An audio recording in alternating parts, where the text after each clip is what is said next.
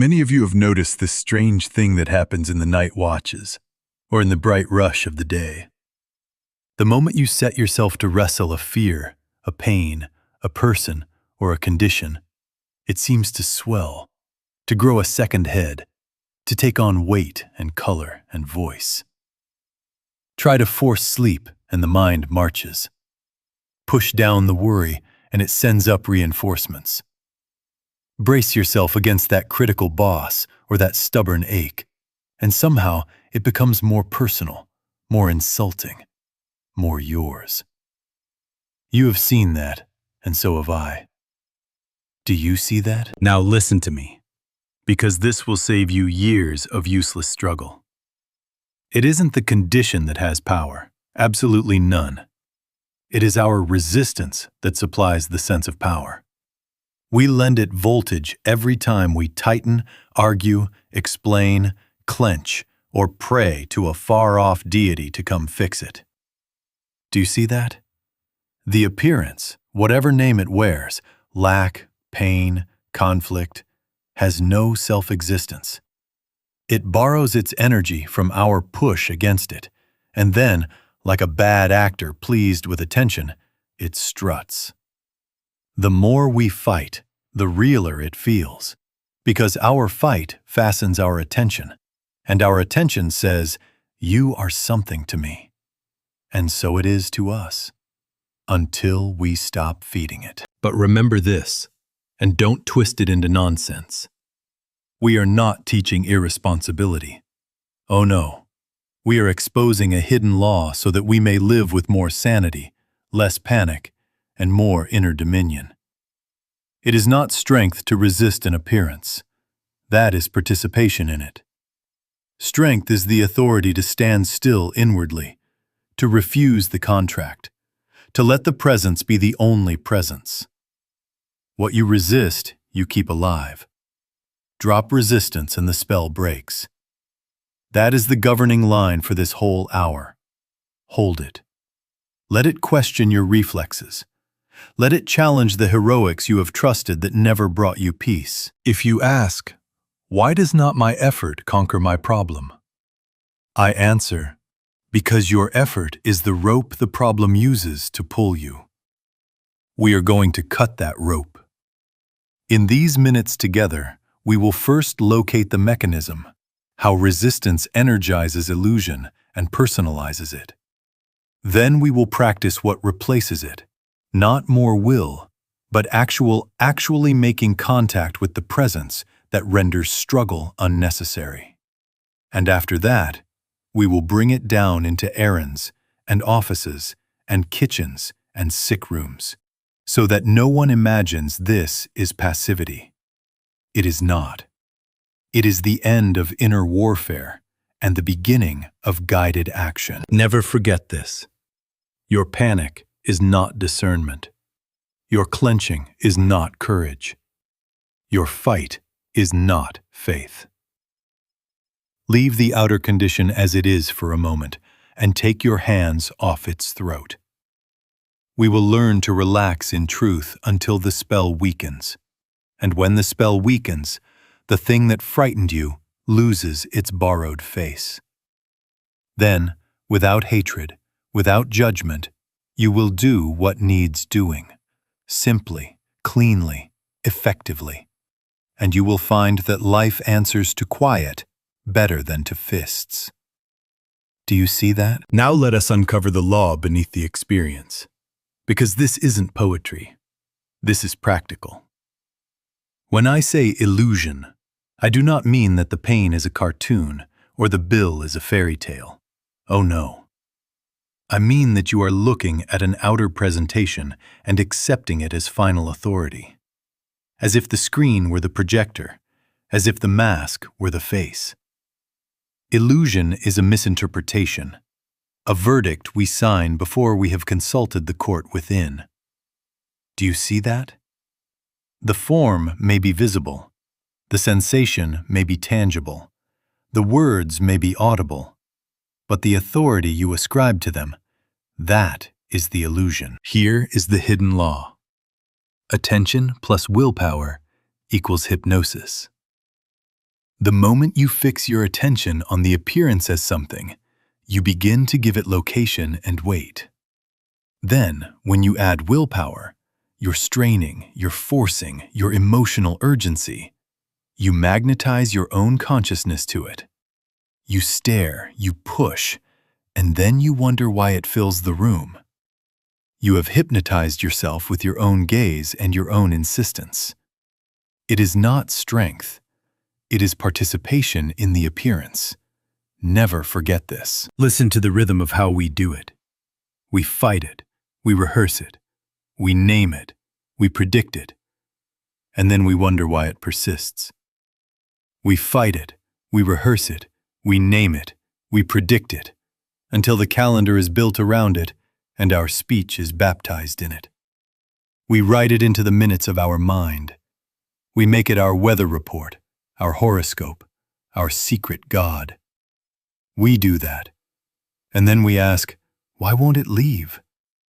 Because we chained our attention to it and drove the stake with our will. Do you see that? Now, do not twist this into foolishness. I am not saying you may not act. Of course you may act. If the door is open in a storm, close it. If the baby cries, lift it. If the account needs reconciling, sit down with your ledger. But do not perform any of these acts under the hypnosis of resistance. Action is not the same as spiritual combat. Wise action is clean, guided, almost simple. Spiritual resistance is hot, frantic, accusatory, and it costs you your awareness. It spends your life on the appearance and calls that bravery. Here is your checkpoint, and our students are taught this until it becomes second nature.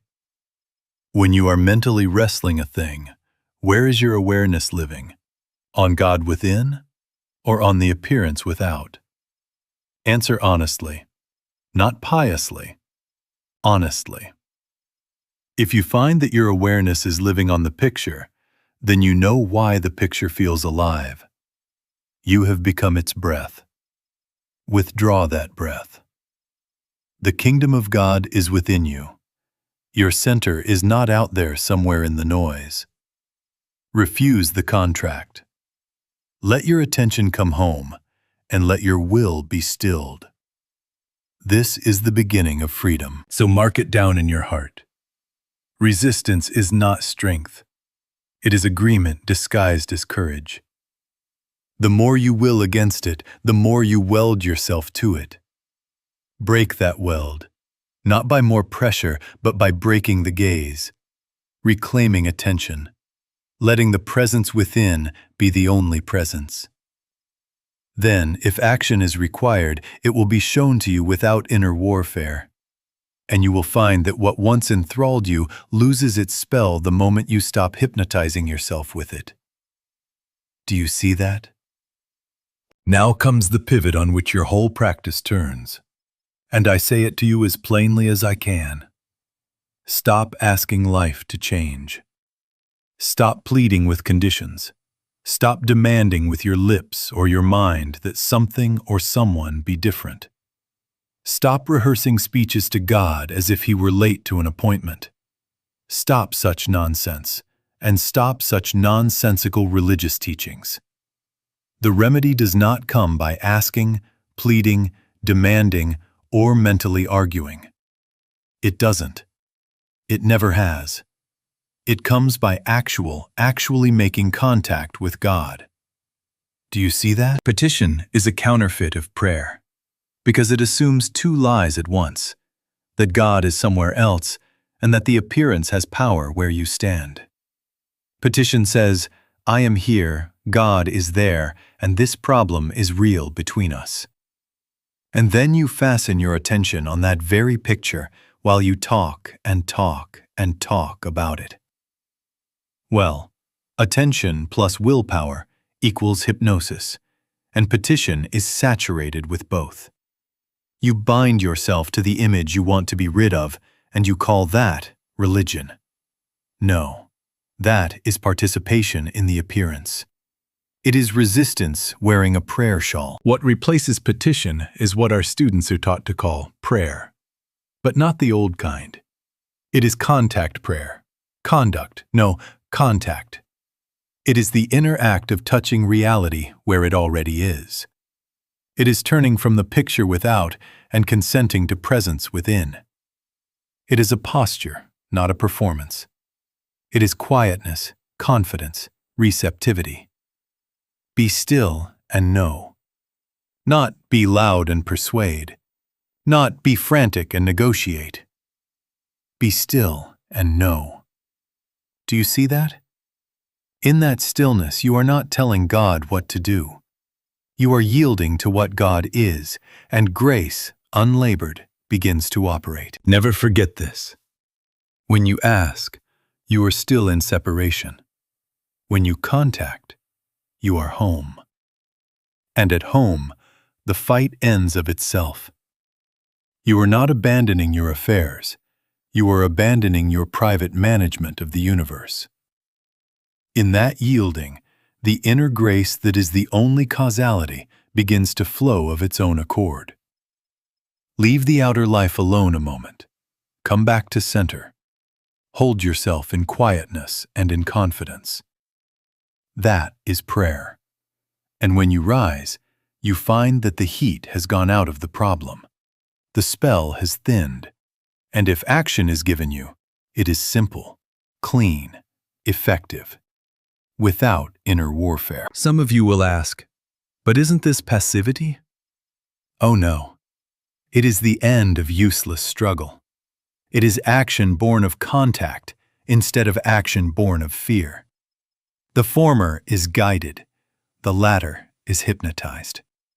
The former is authority, the latter is resistance.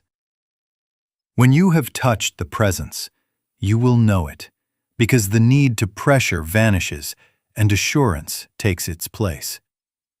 You will find your tongue resting, your shoulders dropping, your mind clear as a bell, and the sense comes, I am not alone.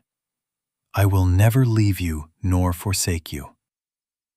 Then, and only then, act. Now, if contact is the pivot, this must be understood before anything else.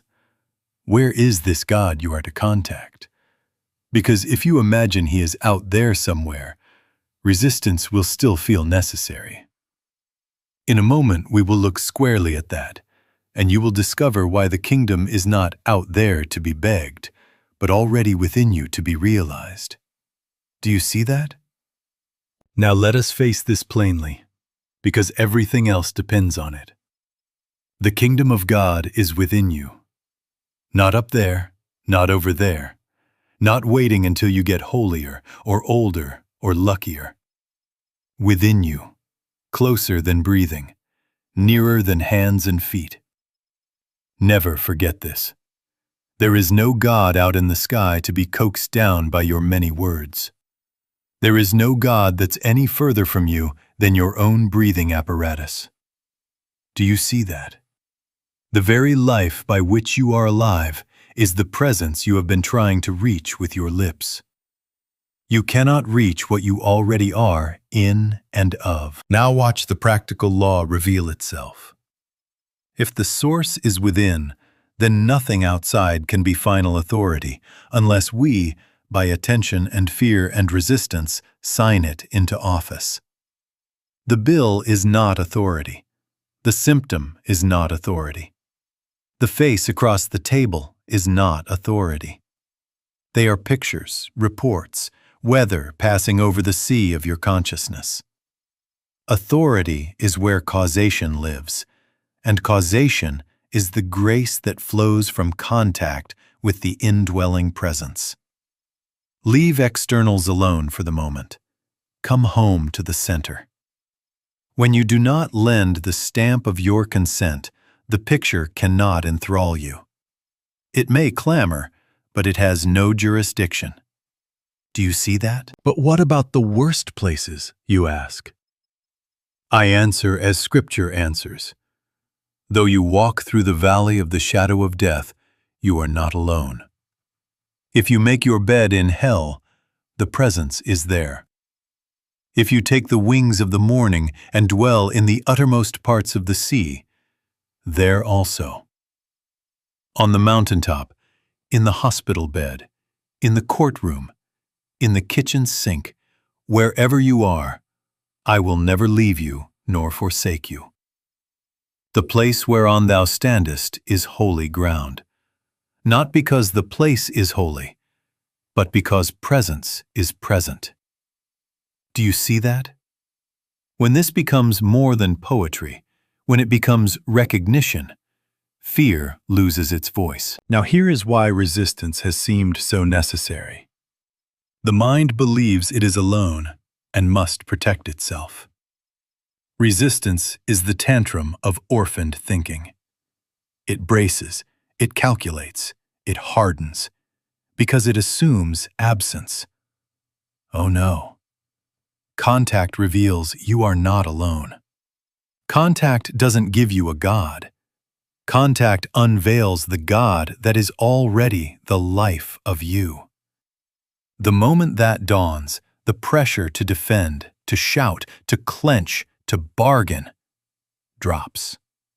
Not because you have grown indifferent, but because you have discovered sufficiency at the center. Hold this as our transition.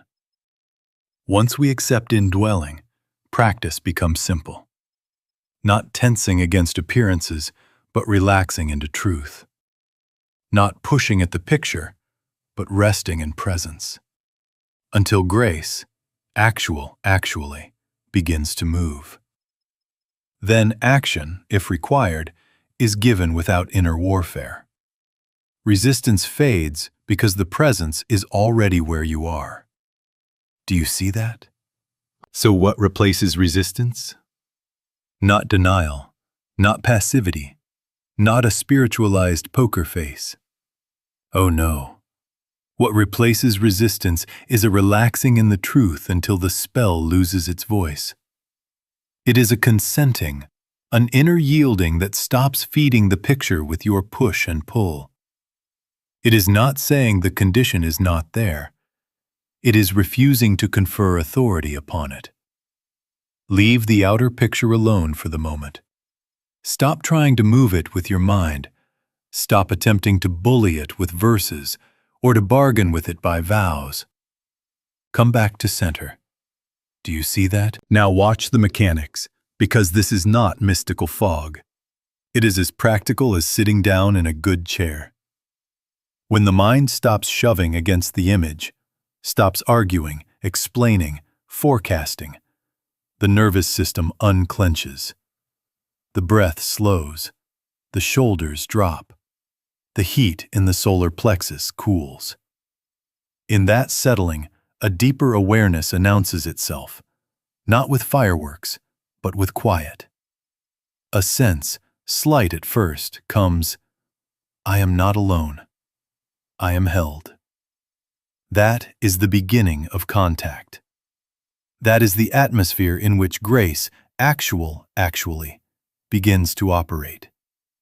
Never forget this. Here is how you enter. First, notice the inner noise and admit, I am feeding this with my attention and my will. Second, leave the outer picture as it is for 1 minute. Take your hands off its throat. Third, return to the inner center. If you wish, close your eyes, not to escape, but to collect yourself. And now, gently, humbly, voice the simplest door we know. God is. Or if you prefer, simply, I am. Not as magic words to change a scene, but as a turning of the heart to what already is. Say it once, maybe twice, and then be still. Be still and know.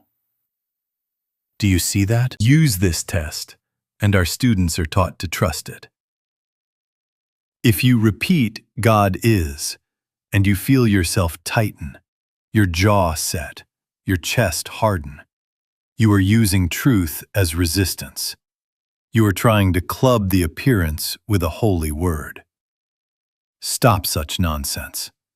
Drop the words and relax again. Wait in quiet. If, however, as you rest in God is, you feel release, subtle warmth, a widening, a softening of the forehead, then you are making contact. The sign of truth received is always ease. The sign of resistance, even when dressed in Scripture, is strain. Never forget this. Keep the outer scene out of the room for that minute. Don't rehearse your defense. Don't rehearse their offense. Don't measure the pulse of the problem with your mind. Sit in the awareness, God is, and then let the word dissolve into silence, as salt dissolves in the sea. Let the sea be. If thoughts return to the picture, do not fight them. Notice them and turn again, God is, and rest. 2 minutes of honest resting in this way does more than 20 minutes of mental argument. Why? Because you have withdrawn the fuel, your attention and your will, and the spell has nothing to drink. Do you see that? You may rise and find nothing has changed out there yet.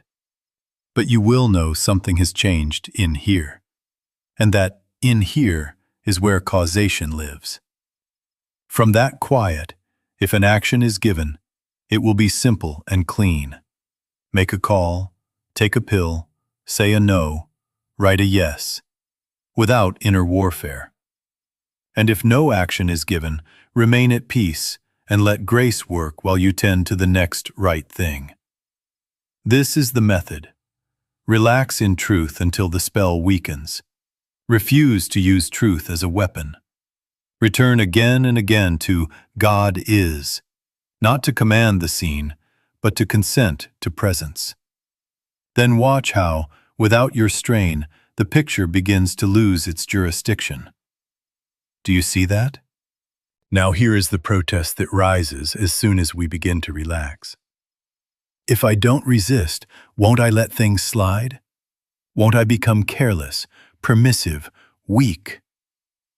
I hear it, and I answer you plainly. No. Oh no. Non-resistance is not inaction. It is action without inner warfare. Do you see that? It is the difference between a soldier swinging wildly in panic and a master craftsman making one clean cut. Outwardly you may be decisive, firm, even immediate. Inwardly you are still. The pressure has gone out of it. The heat is gone. The compulsion is gone. Only correctness remains. Now mark this as a law you can live by. Responsibility belongs to conduct. Resistance belongs to fear. You can close the window in the storm without cursing the wind. You can pay the bill or call the creditor without making a god of lack. You can see to your body, call the doctor, take the medicine, keep the appointment, without bowing to the symptom as final authority. Don't resist the symptom. Take the needed step. Don't resist the person. Set the boundary. Don't resist the world. Be guided in it. Let your yea be yea, and your nay be nay. But let it be said without hatred, panic, or obsession. Do you see that? Resistance is self-centered effort to control outcomes. It is the private manager of the universe stamping its feet. It tightens the jaw, narrows the vision, forecasts disaster, and then calls that vigilance. Guidance is surrendered responsiveness to what is right now. Guidance listens, yields, and moves with an authority not its own. Resistance spends itself proving, pushing, punishing. Guidance expends nothing and accomplishes much. Resistance says, I must make this come out my way. Guidance rests in presence and asks, what is mine to do? Then the next right step presents itself, simple, clean, timely, and there is no bruise on your soul from doing it. Never forget this. Here is the test our students are taught, so there is no confusion. If you feel hurry, heat, hostility, you are acting under resistance. Wait. Return to contact. If you feel quiet clarity, even if the action is strong, you are under guidance. Proceed. You can tell by the fruit. Resistance leaves a bitter aftertaste and starts arguments in your head. Guidance leaves peace in its wake, even when the answer is no. Do you see that? There is such a thing as a gentle no, and there is such a thing as a quiet yes. They carry authority because they do not draw their life from fear. Now someone says, "But I must stand up for right." Yes, indeed. Stand up, but do not stand up with clenched hatred. The moment you lace your action with judgment, with condemnation, with that hidden animosity that feels so righteous, you secretly feed the very appearance you oppose. That is the terrible secret. Moralized resistance is still resistance. It hypnotizes you to the picture and sets a barrier between you and grace. So if we are to live responsibly without resistance, we must remove the inner barricades, especially condemnation, judgment, and those subtle enmities we justify.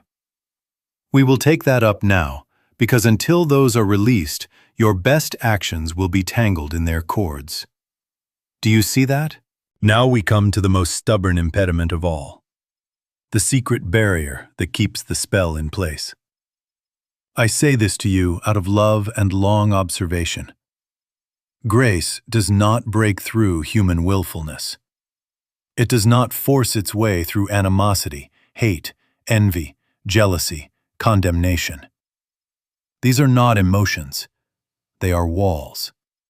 They are masonry laid in consciousness, brick by brick, thought by thought, until the light is blocked by our own building.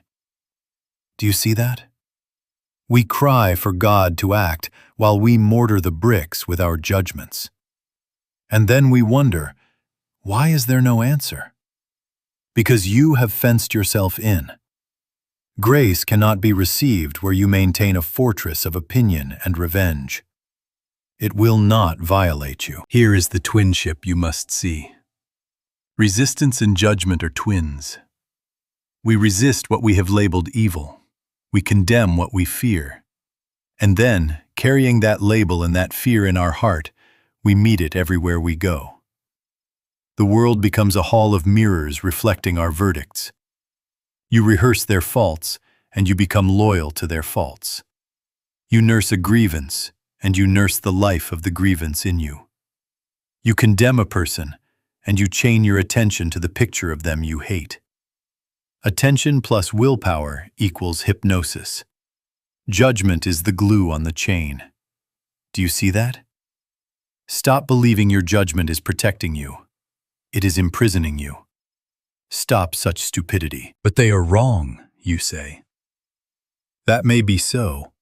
Out there in the play of appearances, right and wrong have their shapes. But listen to me. Forgiving is not approving. Forgiving is removing the hook by which the appearance controls your awareness. Forgiveness says, "You have no jurisdiction in me.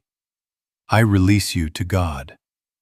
I will not carry you in my blood." That is not sentimental. That is surgical. It cuts the cord that feeds the image with your life. Judge not. Father, forgive them. They know not what they do. 70 times 7. Not as pious embroidery, but as practical law. Do you see that? Now let me give you the living practice. When the heat rises and the case against them begins to argue in your head, stop. Admit, I am laying bricks. Drop the case. Turn within. Remember, the kingdom is within you, and quietly say, I release you. God is the only power here. Say it once, perhaps twice, then be still. If the case resumes, drop it again. 70 times 7, until the wall softens and a measure of ease returns. The sign of real forgiveness is not that they have changed, but that the argument has lost its breath in you. The hook is out. Do you see that? And then, if action is required, you can still say no. You can still establish a boundary. You can still walk away or call a lawyer. But you will do it without inner warfare. That is righteousness. That is wisdom. Never forget this. Judgment is resistance wearing moral clothing. Forgiveness dismantles the barrier. If judgment has been the wall, then forgiveness is not a moral ornament. It is the doorway into contact, into grace. And once that doorway is open, we will see what does the changing. Not your will, but the only causality there is.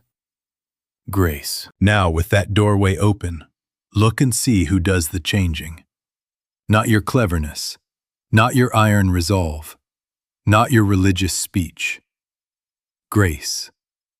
Grace is the only causality in spiritual living. Do you see that? The inner realization releases grace, and grace begins to influence the outer. Health takes on a different tone. Supply finds its channels. Relationships unfreeze. Decisions become clean and timely, without your strain. Leave your outer life alone the way it is for a moment. Just seek to find the kingdom of God within, and then you will see that this inner grace begins to influence the outer life. Then it will change the outer life.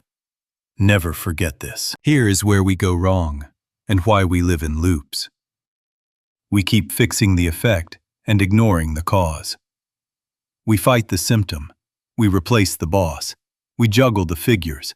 We give better speeches, and for a week, perhaps a month, it looks improved. Then the pattern reappears, wearing a new coat. Why? Because consciousness, the cause, still consents to the same belief in powers apart from God.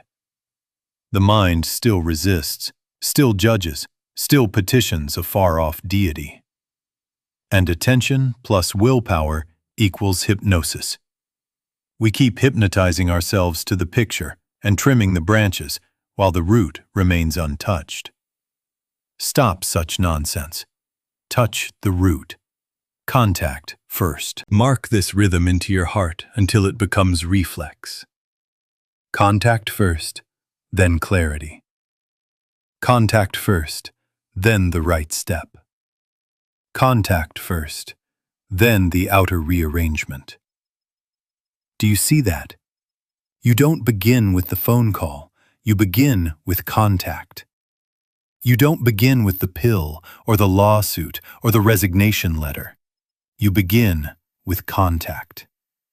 And in that atmosphere of grace, sometimes you will be moved to take that pill, or make that call, or write that letter. But you will do it without inner warfare, and the fruits will be peace. The sign that the step is right is that peace precedes it, not follows as a hoped-for reward. Why does illusion weaken without resistance? Because illusion is borrowed authority living on your consent. When consciousness stops consenting, when you withdraw attention and still the will, the appearance cannot draw breath from you. It loses its hypnotic center. Then, under a higher law, the law of spirit, the nature of God itself, it reorganizes. Not by might, not by power, but by my spirit. This is not mind over matter. This is God as law. Peace, be still, is not addressed to waves you must subdue. It is the release of grace that makes the sea forget how to rage. Do you see that? I have watched this across years of work with our students. A body calms not because you bully it with affirmations, but because, in contact, the nervous storm spends itself and correct guidance arises. Rest now. Call this practitioner. Take this simple step. And the system obeys. A livelihood opens not because you strain at networking, but because grace highlights one simple avenue, one appointment, one obedience, and the bread of life is where you are. A relationship softens not because you craft the perfect argument, but because the hook of judgment dissolves and a gentleness enters the room, and either words are given or silence does the healing. Grace reforms the outer because grace is cause. So let the order stand. Contact first, then clarity. Contact first, then the right step. Contact first, then the rearrangement you could not have engineered. Now, to make this practical, and to keep you from slipping back into effect mending, we will take this law into the three arenas where resistance is most addictive: the body, money and work, and relationships. And we will watch how grace, released by contact, undoes the spell and guides responsible action. Do you see that? Now let us take this law into the body, because here the temptation to resist is the fiercest. Pain shouts. Sensation grabs the attention. The mind rushes to its file cabinet of diagnoses, probabilities, horror stories. And then we begin that vigil of constant monitoring. Check, compare, measure, forecast, until the body becomes a clock we wind with fear. Do you see that? The more we stare and will and rehearse, the more hypnotic the picture becomes. Attention plus willpower equals hypnosis, and the body, innocent as a child, mirrors back the climate of our consciousness. We are not wicked. We are frightened. But frightened resistance is still resistance, and resistance feeds the picture. So here is the practice. Simple, repeatable, lawful. First, notice the resistance. Admit it out loud if you must. I am arguing with a sensation. I am feeding it with fear. Second, stop the inner argument.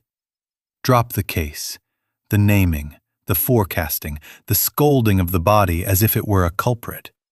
Stop such nonsense. Third, return to contact. Quietly, humbly. God is. Say it once, maybe twice. Then rest. Be still and know. Let the shoulders drop. Let the breath come as it will. Let silence gather. Fourth, wait in that assurance until the heat in the mind cools. You are not trying to make a symptom leave. You are consenting to presence as the only authority. Then, fifth, take the human step that is wise. Rest. Call the practitioner or the doctor. Drink water. Cancel the appointment. Keep the appointment. Without inner warfare. Do you see that? Now learn the difference between care and resistance. Care is quiet, responsive, clean. Resistance is hot, compulsive, accusing. You may consult, you may take medicine, you may change a habit, you may seek treatment, but do not worship the symptom as final law. Do not crown it with your identity.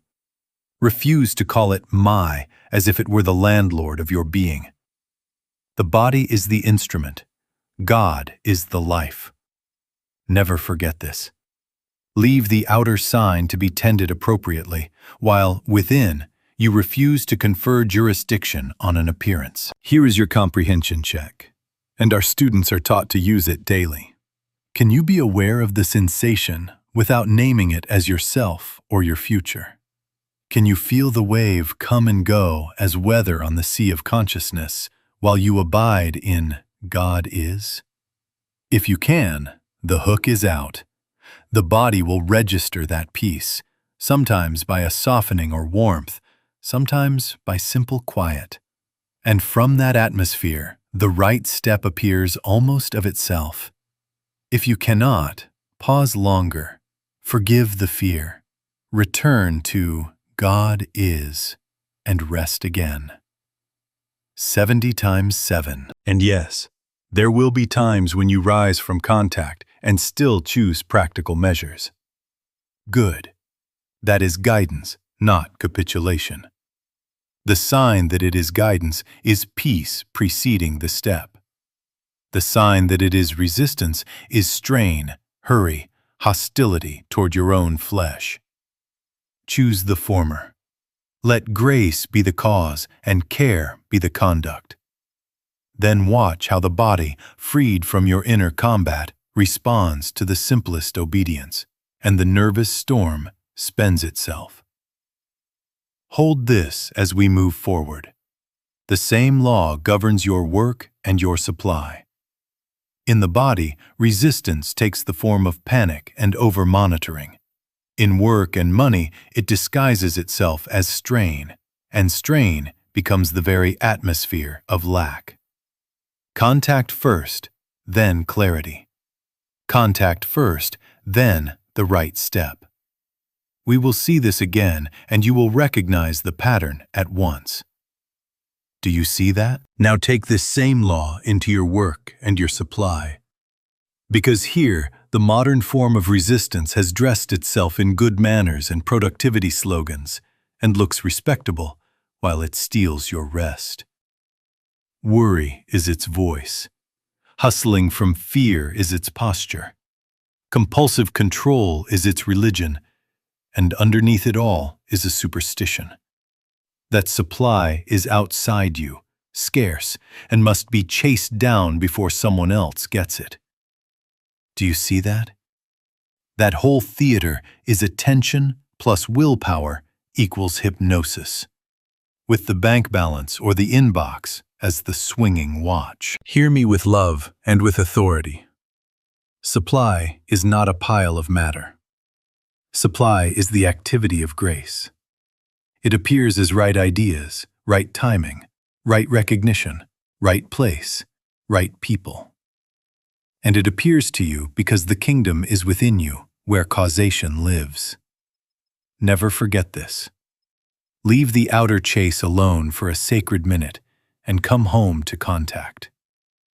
Seek ye first the kingdom of God, not out there, but within. And all these things shall be added. Added, not wrestled. Do you see that? So don't fight the picture of lack. Don't rehearse it. Don't make a god of numbers and then try to pray them into different shapes. Stop such nonsense. Turn. Sit down, yes, even in the middle of the busy day, and touch the center. God is. Say it once, perhaps twice, and be still. Let the pressure drain out. Let the fear run off like rain from a roof. And wait until assurance, even a mustard seed of it, registers. Then plan. Then call. Then write. Then sell. Then show up. Effort guided by contact is clean. Effort driven by resistance is bondage. Our students are taught to honor practical responsibility. Learn your craft. Keep your word. Tell the truth. Show up on time. Budget. Study. Improve. But mark this line so you never confuse it again.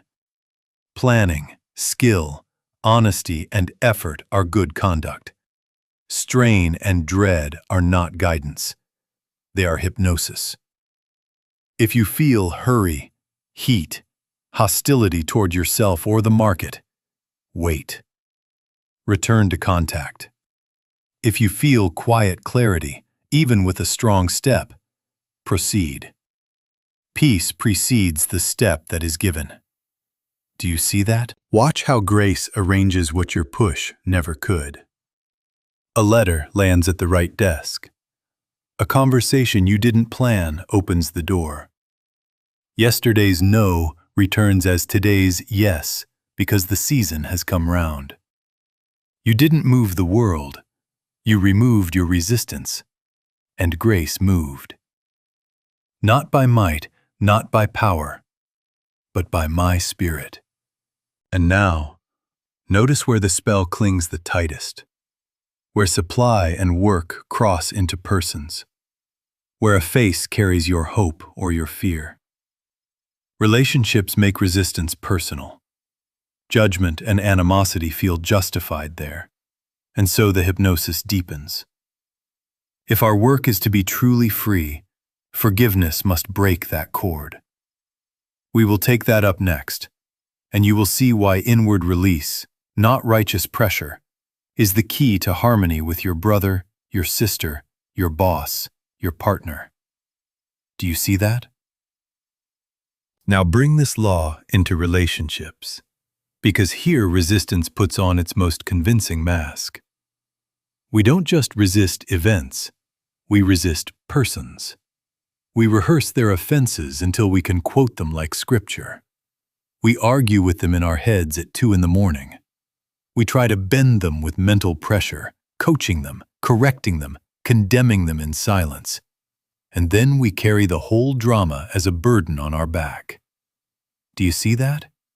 Attention plus willpower equals hypnosis, and the them you refuse to release becomes the idol you worship. You think it is protection. It is a leash you have fastened to your own neck. Stop such nonsense. Here is the clean alternative. And it isn't 2 paths, but one movement with 2 expressions. Inwardly, forgiveness and non-judgment. Outwardly, clear speech and clean boundaries. These are not opposites. Oh no. They are the same grace moving through different doors. You can be inwardly forgiving and outwardly firm. Resistance is neither love nor wisdom. Judge not removes the inner barrier. Let your yea be yea and your nay be nay gives the outward shape. Never forget this. Before any hard conversation, practice this order so the venom leaves and wisdom can speak. First, enter quiet. Sit down. Close the outer scene. Second, turn to the center. Remember, the kingdom is within you. And gently say, God is. Say it once, maybe twice, and be still. Third, wait for the sign of release. Not triumph, not a prosecuting brief, but a softening, a widening, the heat draining out. If you tighten, you are using truth as a club. Stop such stupidity. Relax again until ease appears. Fourth, ask inwardly, what is mine to say or do? Not, how do I make them see? But, what is right now? Then rise and proceed without venom. Simple words, simple boundary, simple silence if silence is given. Peace must precede the step. Why does this matter? Because non-resistance restores discernment. Hatred fogs the lens, love clears it. When the inner judgment drops, you do not become gullible, you become accurate. You see what is actually before you, not the caricature your fear drew, and then wisdom appears. Sometimes it's a gentle no. Sometimes it's 3 sentences and a date for review. Sometimes it's distance. Sometimes nothing at all. But it will be exact, and you won't have to clean up the scorch marks of your delivery afterward. Do you see that? Try it in these ordinary theaters. With the partner whose sarcasm stings, contact first, then, in one calm breath, please don't speak to me that way. If it continues, I will step out for a time. With the employer who delays payment, contact first, then, I value the work. I require payment by Friday, otherwise I pause further delivery. With the relative whose politics inflame you, contact first, then, I love you. I am not discussing this topic today. No venom, no sermon, no inner trial, just a boundary spoken from presence.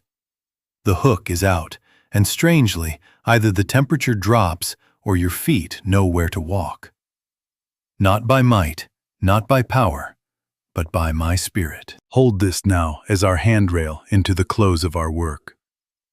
All of this, body, supply, relationships, stands or falls on whether you will cease feeding illusion and return again and again to contact.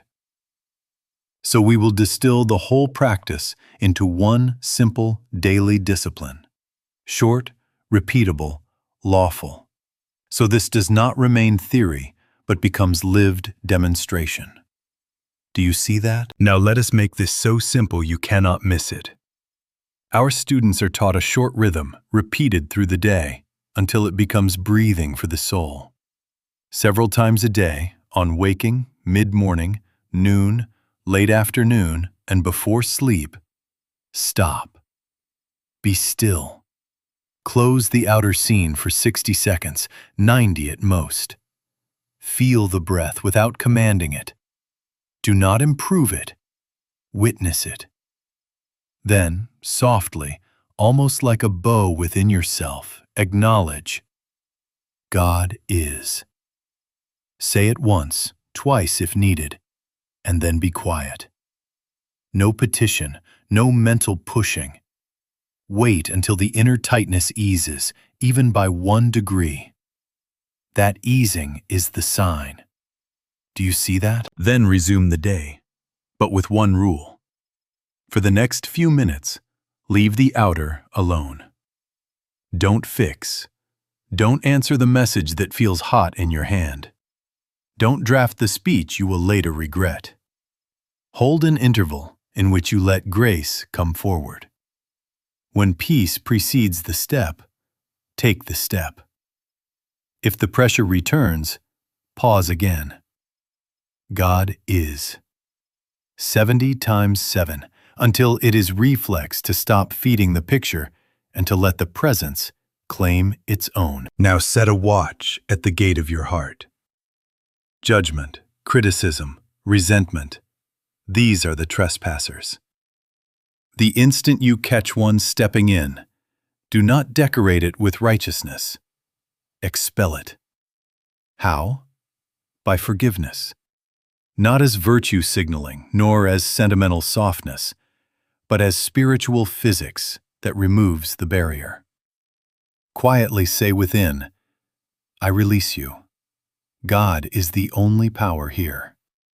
Feel the hook come out. If it returns, forgive again. This is maintenance, not heroism. You are keeping the channel clear. Carry this same discipline into the small hinges of the day. Before you answer the phone, before you send the proposal, before you enter the room, before you swallow the pill, before you correct the child. Stop. Be still. God is. Let peace rise. Then speak, then act. Non-resistance is not delay. It is right timing born of contact. Never forget this. How will you know it is working? The metrics are plain. Less mental arguing. Quicker returns to quiet after disturbance. More spontaneous right action without rehearsal. Fewer dramatic swings. Less whiplash in mood. Fewer crises that require heroic rescues. Decisions will come simpler. Words will shorten. And you will not have to clean up after your own intensity. Do you see that? And as this rhythm settles in, something beautiful occurs. You stop treating the presence as a hope and begin to live as though it is the fact. Then demonstration is not an event. It is a way. We will seal that now by asking you to act as if it were so, and watch the appearance lose its old authority. Now we seal it. The law is simple, and I give it to you with all the authority of lived practice. Illusion is kept alive by your resistance to it. You supply its batteries by arguing with it, fearing it, judging it, rehearsing it. Withdraw the resistance and the spell begins to break. Grace, which was never absent, comes to the surface and does the only changing that is real. Do you see that? Not by your will, not by your cleverness, not by your moral fury. By grace, released in contact. So here is the distillation, as short as a breath and as vast as being. God is.